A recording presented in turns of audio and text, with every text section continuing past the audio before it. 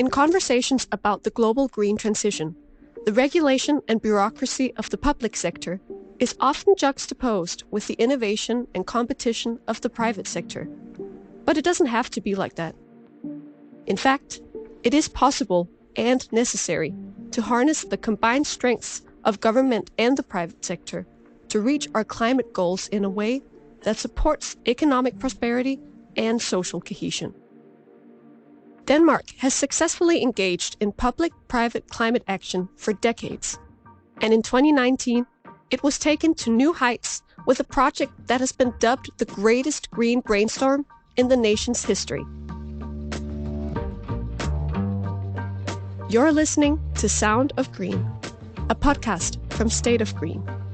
Each episode, we invite experts and stakeholders to convey Danish perspectives on a given challenge of the global green transition. Through decades of experience, Denmark has turned many of these challenges into opportunities. By sharing these experiences, we hope to help you do the same. In this episode, we explore how the public and private sector can work together to supercharge the green transition.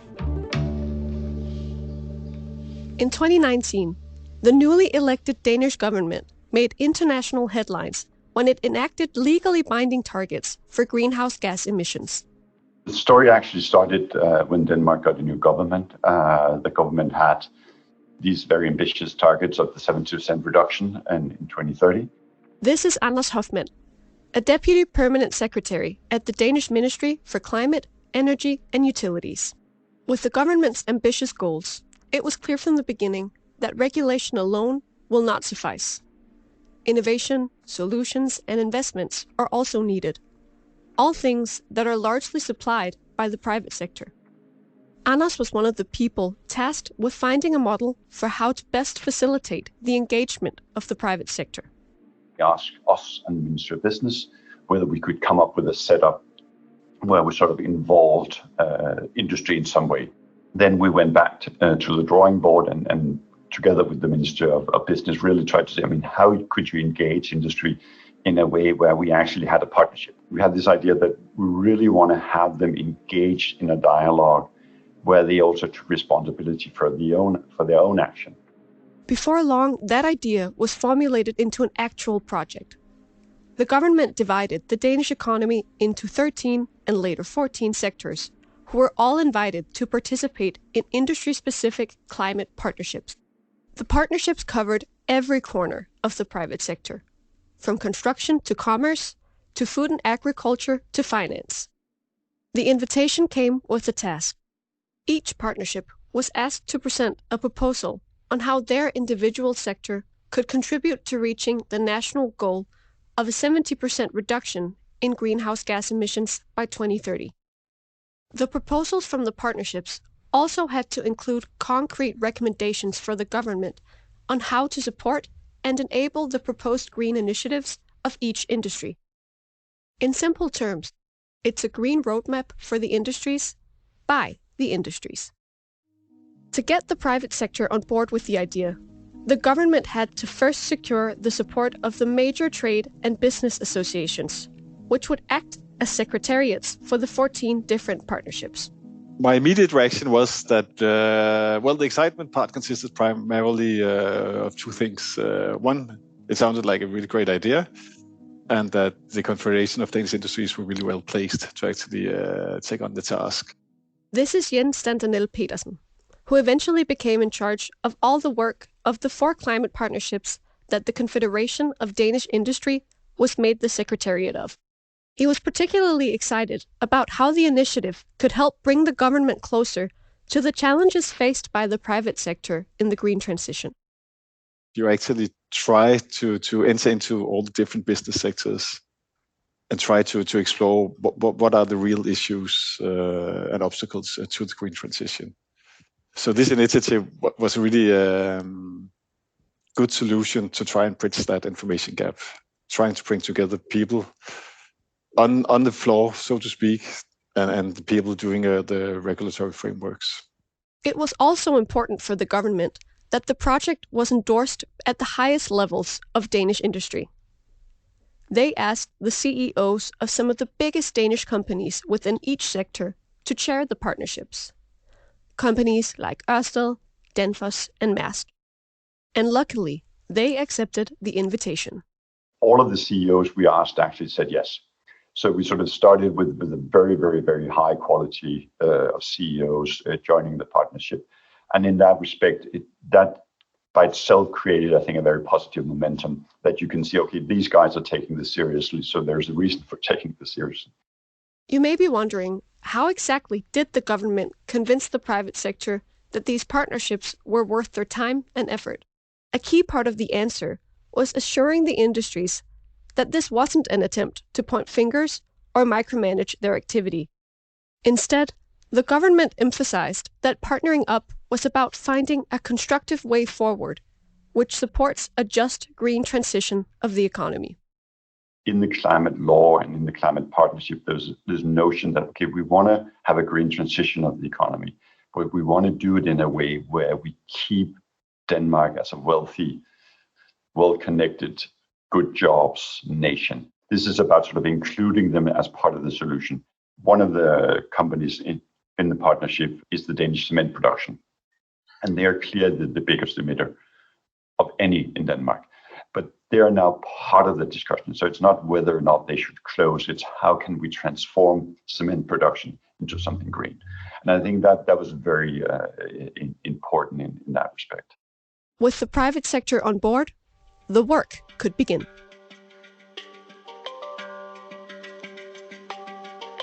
The ball was now in the private sector's court.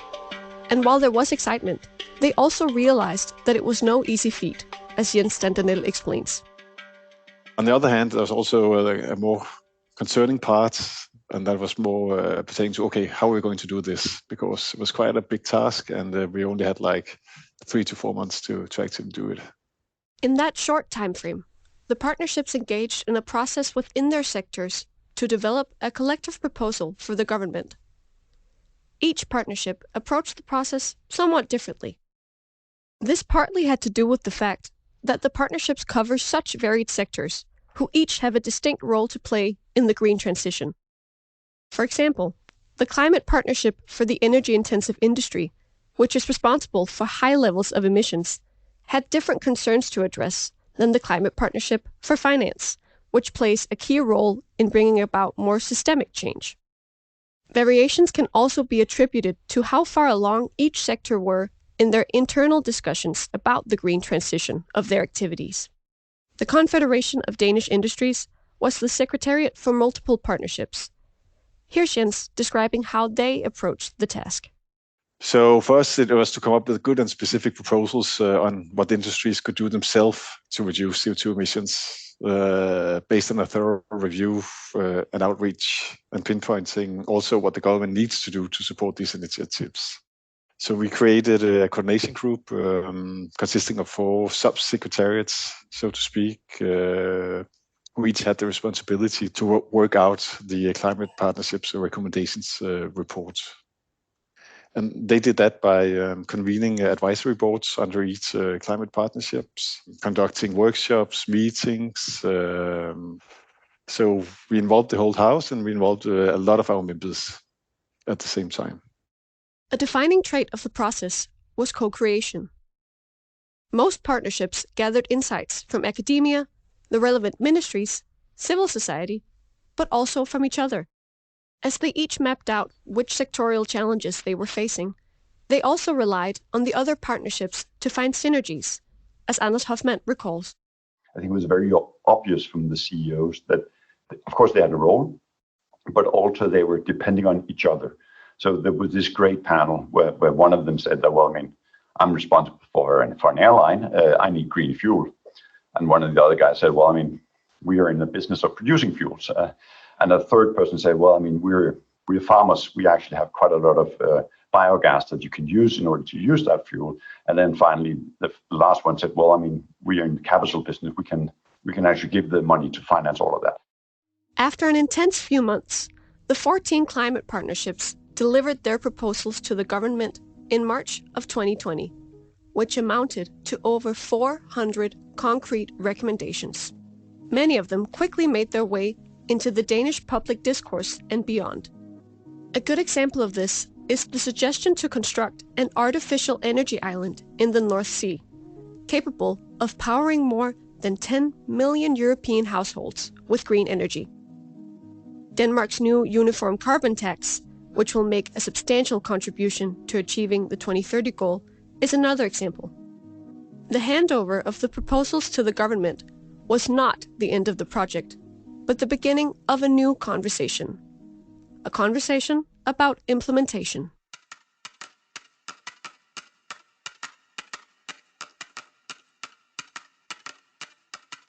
Since the partnerships handed over their recommendations, the government has worked to implement them. Despite the pandemic and a host of other crises that have taken a lot of political attention over the past few years, the work has progressed significantly. And that's not just the verdict of the government themselves, as Jens Stentanel Petersen from the Confederation of Danish Industry can attest to. When you look at the results, I think there were 432 recommendations altogether. And today, around 80% of them has been implemented or partially implemented. I think that's a really high success rate, actually. While there seems to be agreement that the climate partnerships have been a success in many ways, both the public and the private sector acknowledge that there were challenges throughout the process and things that could have been done better. From a private sector perspective, Jens Stentanel Petersen highlights two components in the preparatory work that could have made the process easier. Firstly, the format for the final proposals could have been streamlined better. To take out some learning points from the process, it would be that it would be useful if the governments had prepared a common format for all the reports that the climate partnerships had to produce. That would make it much easier for each of the partnerships to know exactly how they should write up recommendations and so on and so forth. And it would also be easier for the recipients to actually navigate between the different reports. Secondly, the way that the government defined which sectors had to be included in each climate partnership didn't correspond to the common industry codes in Danish statistics. This created an extra bulk of work when it came to mapping the activities of each industry. Another learning point would be that the importance of data. The way the Danish partnerships were divided did not correspond with the way that data is accessible in Denmark. So we need to do some adjustments in the data before we can actually start the data crunching. Look at, okay, what data is available, how are they subdivided into sectors, and then try to define the different climate partnerships from that angle. In hindsight, Anders Hoffmann recognizes that the government could have outlined the dynamics of the different phases of the climate partnerships more clearly.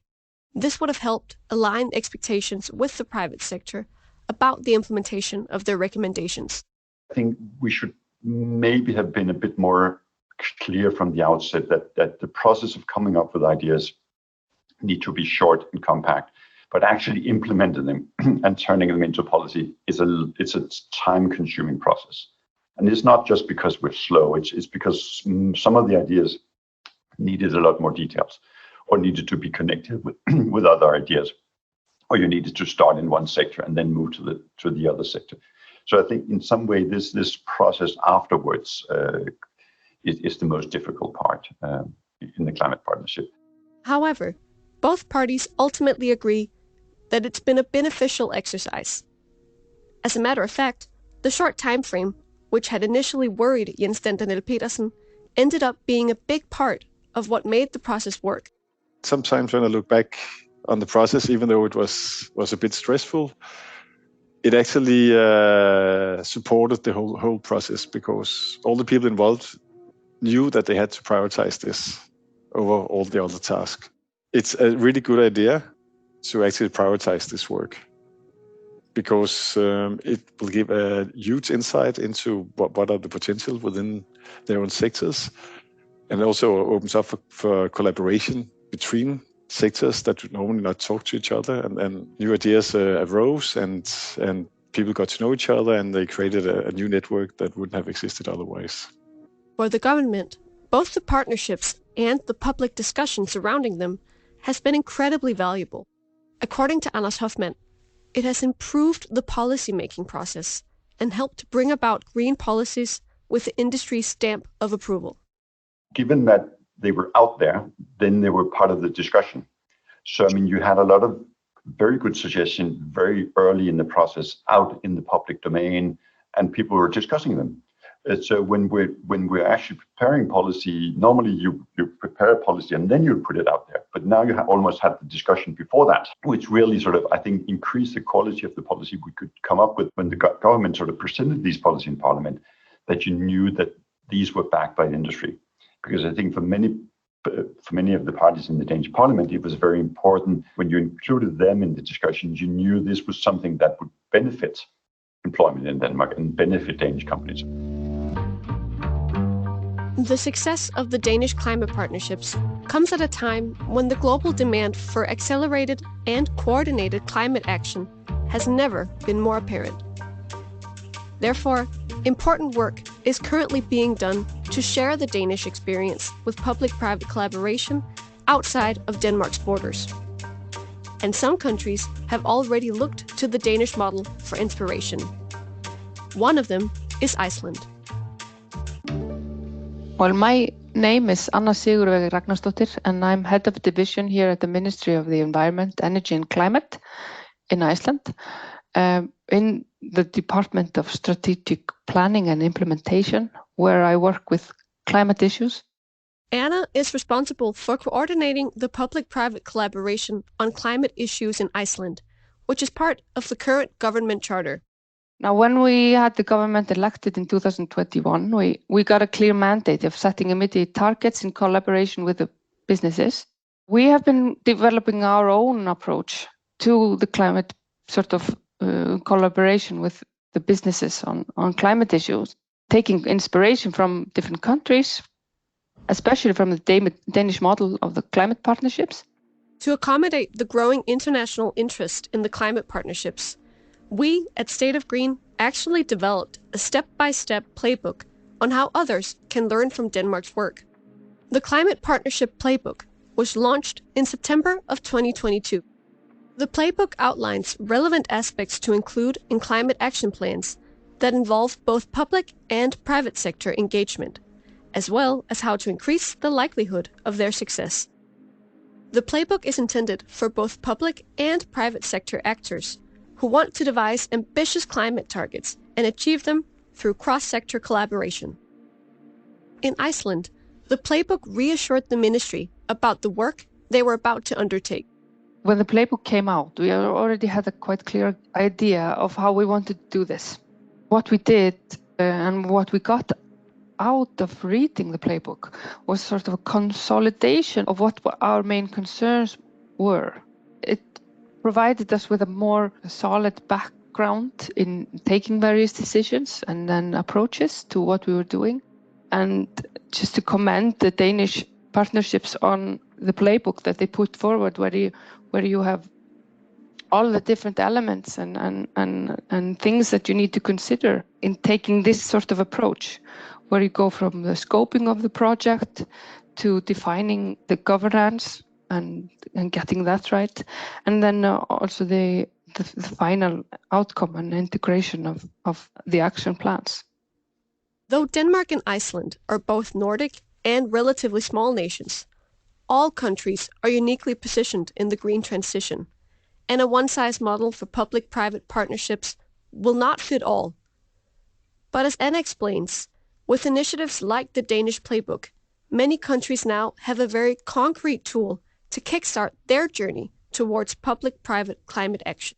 And for Iceland, we have gone through a sort of a process of trying to understand where our uniquenesses lie, and then understanding how other countries approach these different issues. And we can see that there's already so much material and so many options for different kinds of collaborations that this is something I believe everyone can do.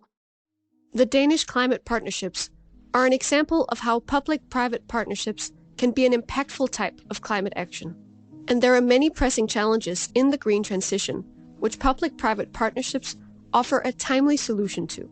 Firstly, many countries are or will soon be faced with the question of how to transform hard-to-abate sectors. Iceland is one of those countries, and they see public-private partnerships as a way of laying down the groundwork for tackling the challenge purposefully. Well, the energy for heating and electricity is nearly 100% renewable. So this means that we are progressing to harder to abate categories. And this is probably something that other countries will be reaching in a few years. As you move forward and you eliminate the easier to abate categories, this model might be able to help us with the identification of problems and barriers and help us to move forward in closer collaboration. A key element in reshaping the hard-to-abate sectors are the new technologies that will make the transformation possible. Here, public-private partnerships can help accelerate the journey and scaling of solutions from labs to market. This is something the Danish industry is very focused on, as Jens Dandelel Petersen explains. One area which is of particular concern to the Danish industry is to ensure that we have enough research and development, and also to actually be able to shorten the way from innovation to production and then to the introduction to the actual markets. And there public-private partnerships can play a huge and important role, actually identifying, okay, where are the exact problems that we need to address. A related area where public-private partnerships can play a major role is the decarbonization of supply chains, otherwise known as Scope 3 emissions. This is important to meet the demands of both regulating bodies, customers, and increased sectorial integration. Businesses are increasingly expected to ensure the sustainability of supply chains, including reducing carbon emissions and protecting natural resources and so on. And this public-private partnerships can really help create sustainable supply chains by this collaboration between suppliers, different sectors, and also promoting sustainable practices. The gains of public-private partnerships also translate into financing.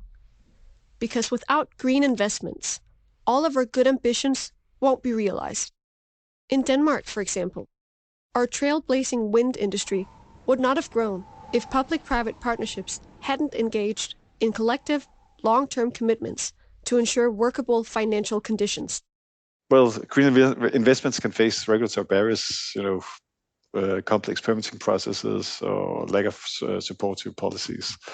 And that goes exactly to the heart of the work of the climate partnerships, which could actually help overcome barriers by engaging both policymakers and advocating for supportive policies. The close private partnerships we experienced over the last 20, 30 years in Denmark has really shown that public-private partnerships can leverage public and private funds to finance green investments. The list of ways in which public-private partnerships can contribute to the acceleration of the green transition is long and full of possibilities. In the end, it all comes down to a simple fact. The green transition of our societies is deeply dependent on fostering synergy between the public and the private sector. While the public sector provides the ambitious long-term goals and stable framework conditions, the private sector supplies the innovation and solutions needed to achieve the visions. The Danish climate partnerships are an example of how public-private partnerships can progress the discussion on how to bring about the necessary green change together.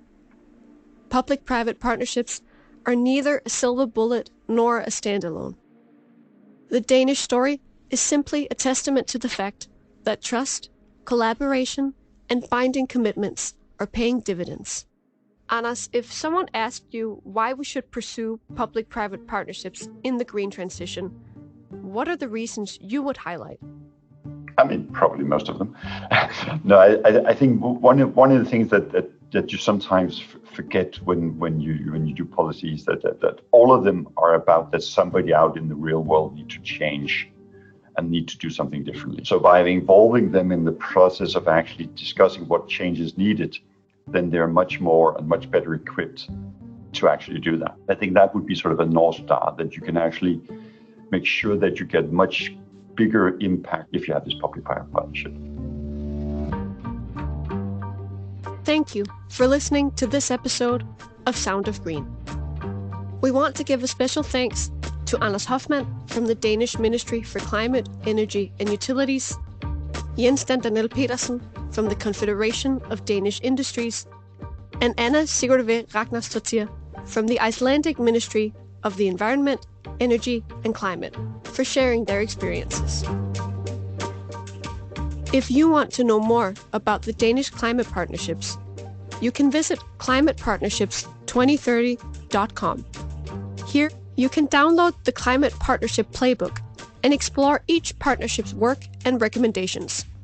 For more stories and solutions from the Danish green transition, visit our website, stateofgreen.com.